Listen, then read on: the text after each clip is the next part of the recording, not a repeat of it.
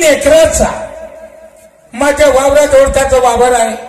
महेश गजबी माझ्या जवळून गेला पण माझ्याशी बोलला नाही आणि रडून राहिला. नाही दादा, याचा काही झगडा झाला असेल आणि रागा रागाने लेकाचा जीव देऊन टाकन, काही करून टाकन. नाही, याला बोलवलं पाहिजे आणि विचारलं पाहिजे. अरे महेश, हे महेश. काजी बाजी. अरे बाबा, तू रडून राहिला, हातामध्ये थैला, कुण्या गावले चालला रे? चाललो काकाजी तुमच्या गाव सोडून. माझा गाव खराब आहे? नाही जी, गाव खराब नाही आहे. माझ्या गावचे लोक खराब आहे? नाही काकाजी. मग गाव सोडून जाण्याचं कारण काय करूया घरी राहून? हो, माझ्या स्वतःच्या पोरानं मला मारलं, कुऱ्हाड काढली माझ्यावर. काय करूया घरी राहून सांगा? अरे बापरी, अरे तुझा पोरगा ग्रॅज्युएट शिकलाय? हो काकाजी. आणि तुझ्या कुऱ्हाड काढते, तुझा जीव घ्यायला पाहिजे. हो. मग याचा अर्थ पोरगा बिघडला? बिघडला, संगत कुऱ्हाड बिघडला. संती गुन्हा. हो बिघडला. हो जी. त्याला दारूचे सबक, सट्ट्याचे सबक त्याला लागले असत. हो जी. आणि त्याच्या रागावर तू जाऊन राहिला. का करू काकाजी, येते राहील तर मला मारून टाकल तो. पण ती बायको आहे ना रे, ती पोरगी आहे काकाजी. त्याचं का होईन उद्या? आमच्या दोघा नवरा बायकोला थोडा झगडा झाला घरगुती. हा, मग तर रागा रागाला आपल्या पोरीला घेऊन आपल्या भावाच्या घरी चालली गेली. बरोबर. आता मी आणायला जाईल म्हणलो तर माझ्या साड्याचा मला भेव लागते. हा, आता मी कसा जाऊ? बरोबर, काय हरकत नाही. अरे लहान मोठे झगडे सगळ्याच्या घरामध्ये होतेच रे महाबापा. आणि लहान मोठ्या झगड्यानं तुम्ही लोक आत्महत्या करायला पाहता. काय म्हणाव तुमच्या लोकांनी? तुला साड्याचा भेव लावून राहिलं? हो जी काकाजी. भीती वाटून राहिली? हो हो. काय हरकत नाही, त्यासाठी मी तकलीफ करतो. मी येऊ का तुझ्या साड्याच्या गावले? बस भावाजी, एवढी माझी जिंदगी बनवून द्यायची काका. तुझ्या बायकोला समजवतो. हो हो हो. घाबरत नाही? हो जी काकाजी. हो. चला, आत्महत्या करायची. तुम्ही जर चालत असाल तर मी आत्महत्या नाही करत. तेच म्हणतो. हो. आत्महत्या करायची नाही? नाही काकाजी. तुमचा संसार हो बिघडला आहे. हो जी काकाजी. मी जुळवून देतो. हो चला चला चला. खरी बाईचा आवाज आहे. चला, याची पत्नी असेल तर बरं होईल बाबा. ये बा, ये इकडे ये बाहेर. काकाचे तुम्ही पाटील काकाचे आहात ना? नाही बाबा, तुम्ही पाटील काकाचे मी गरीब माणूस आहो. हे बघा, मी काही वर्ष आधी मी तुम्हाला पाहिलं होतं, एवढ्यातच नाही विसरून गेले. थांबा थांबा. ओळखलं का? ओळखले. थांबा, बरं. पाय धुवायला पाणी घेऊन येते. ना आता कोण म्हणून या बाईले राग आला? एवढी हसून बोलून राहिली सुंदर बाई, आणि हा म्हणते झगडा झाला ना, असं झालं असं लेखाच. काय हरकत नाही. घ्या पाणी, घेऊन घ्या पाय. इतक्या दिवसानंतर काकाजी अचानक आश्चर्य. बाई, एक मित्र आला माझा. मित्र आलेत का? त्याला देशील का? हो हो, आणते मी. पाणी आण. हे महेश, काय घाबरून राहिला हा माणूस? अरे बाबा, रांग तर मिटला. शांत आहे का जी बाबाजी? तुझी बायको शांत आहे. शांत आहे ना? आणि तुला राग धरून ठेवला. नाही बाबा, एवढा हा माणूस आहे तू. एवढा काम जमवून देत नाही. पाय धुवायला पाणी आणून राहिली. बरं ठीक आहे. काय धुवून काही म्हणायची नाही मी. आणि काय बोललो नको. आणि तू जर काय बोलला नाही, काम बिघडन. नाही नाही मी समजावतो तिला. आण बाई, पाणी आण. मग काकाजी आणलं? तुम्ही म्हणत होते तुमचे मित्र म्हणून मला दिसत तर नाहीये. तो खर्रा घ्यायला गेला.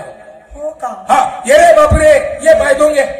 चल ये. कोणत्यात कसे महान मित्र.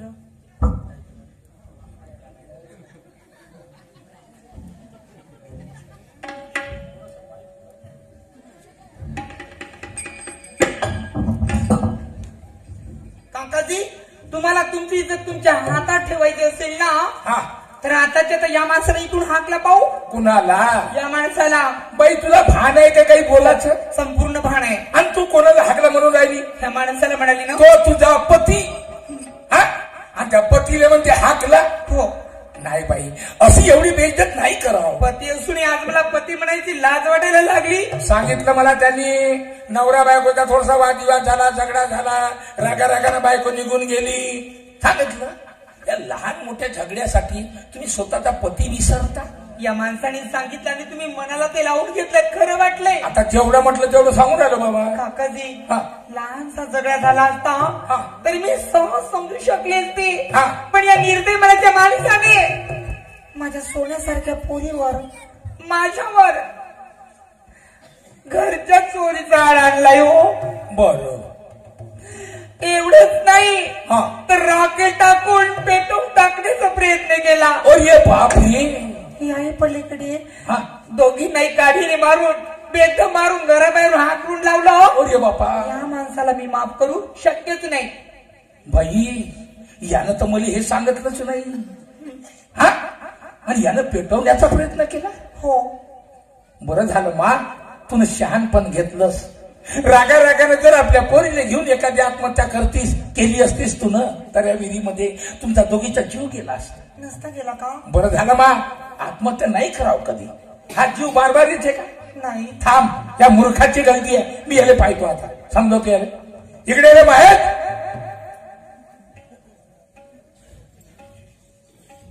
तू आत्महत्या करायला चालला ना तू. आता ना तुम्ही नाही म्हणत बाई. नाही नाही नाही नाही, आता राहूच नको. आता पटकन आत्महत्या कर. काऊन बाबाजी? तू त्याच लायकीचा माणूस आहे. तुम्ही जमवून देतो म्हणले ना. हा, तुम्ही जमवून देतो म्हणले. अबे तू खोटा काऊन बोललास बरोबर. थोडासा झगडा झाला काकाजी, रागा रागाने गेली एवढंच सांगितलं ना. ते बाई म्हणून राहिली, मागच्या तेल टाकून त्याला पेटवण्याचा प्रयत्न केला. काडीने झोडपू घराच्या बाहेर काढलं. का रे मूर्ख व्हा. अबे तुम्हाला बायको नाही पाहिजे, तुम्हाला मुलगी नाही पाहिजे, तुम्हाला मुलगा नाही पाहिजे, हे कशासाठी एवढं करता रे तुम्ही? लग्न नाही केलं पाहिजे. एक बाई आपले मायबाप सोडते, आपले जन्म सोडते, रिश्तेदार सोडते आणि रडत रडत तुमच्या घरी येते, तुमच्याची लग्न लावते, तुमची जिंदगानी बसवते. काय दोष आहे रे त्या बाईचा? काय दोष आहे? मूर्ख व्हा. त्या बाईवर तुम्ही अत्याचार करता. स्वतःची पोरगी, जवान पोरगी, तिची सुद्धा ओळख नाही, तिला पेटवण्याचा प्रयत्न करता, काडीनं मारता. मग तुमच्यासारख्या पापी माणसाने वाचवून का करू? तू पापी आहेस हे लक्षात ठेव. तुला कोणा बाईची ओळख नाही, तुला माणसाची ओळख नाही. तुझ्यासारख्या माणसाने मी वाचवणार नाही आणि ते बाई बी तुला ठेवणार नाही. मी महापौराचा ऐकलो काकाजी म्हणून महापौरला जसं म्हणत तसं मी अबे तुम्हीच तर म्हणता पोरकानी ठावरता दिवा. मग काऊन त्या पोरानं खुराट काढली आणि काऊन तो जीव घ्यायचा प्रयत्न केला? मग आता पोराजवळ जा आणि तो तुकडे करण, तुझे खांड करण आणि नदीत फेकन. जा पोराजवळ जा, नाही तर कुठे जीव दे महाबापा. आता मी काही समजवत नाही, तिचा काही गुन्हा नाही आहे आणि ते म्हणते तुले काही ठेवत नाही. ठीक आहे बाजूवर राहून का करू. आता मी चाललो, आता विहिरीत कुठे नाही, आता गाडीमध्ये कटून जाईल मला. तर मी काय राहत नाही. आता मला पावतं का एक नजर मी तुम्हाला दिसायची नाही. आता नाही, आता का पाहायचं तुला कामच तशी केली उपाधीची. चाललो बाबाजी. आता दोष तुझा आहे. आता तुझ्या करणीचे फळे तुला भोगा लागतील. जा कुठे जा. चाललो बाबाजी. बाबा कोणी मामा डोकं फिरले तुझं की स्वप्नात आहेस तू? हे बघ इथं कुणी बाबा नाही समजला. माझे बाबा आहेत की तुम्हाला अडवू नको का? नाही मला अडवू नको. तुझ्या मनाचं तुझ्या बाबाने किती शिव्या दिल्या तर तुझी माया नाही कमी व्हायची. बाबा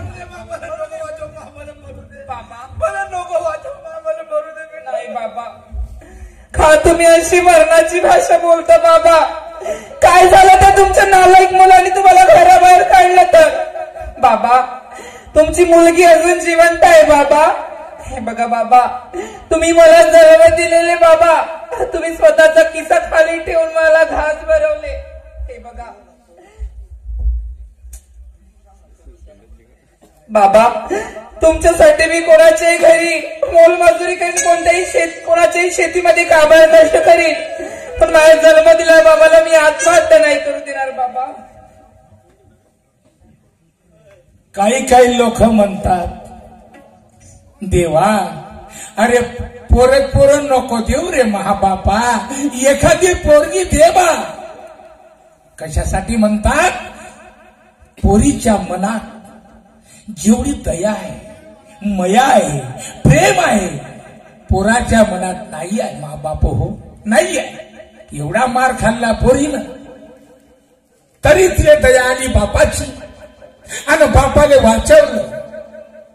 तुमच्यासाठी भांडे घासीन, कष्ट करीन, पण माझा जन्म देणाऱ्या बापाले मरू देणार नाही. किती दया आहे, किती प्रेम आहे. कार्य महेश, अरे पोरगी चांगली का पोरगा चांगला? त्या ढोराला रोगे, त्या ढोराचा हा मा पोरगा वाचवलं म्हणून, वाचवलं म्हणून हा मा पोरगा. हा महेश तिकडे ये. आता त्या पोरीनं तुले वाचवलं. होजी काका, नाही तर तू मेला असता पक्क आहे ना. पण तुले बाईची ओळख नाही, तुले पोरीची ओळख नाही. आता ओळख करून देऊ का? होजी काकाने सांगा, मी ऐकतो तुमचं. ओळख करून देऊ. आजच्या जमान्यात बाई म्हणजे काय, मुलगी म्हणजे काय. जुना काळ गेणारे महाबापा, आता मुलगी माग नाही आहे. मुली मुलाच्या कॉम्पिटिशनवर उतरल्या. मुलीचं काय म्हणणं आहे? पोरगाच बंधू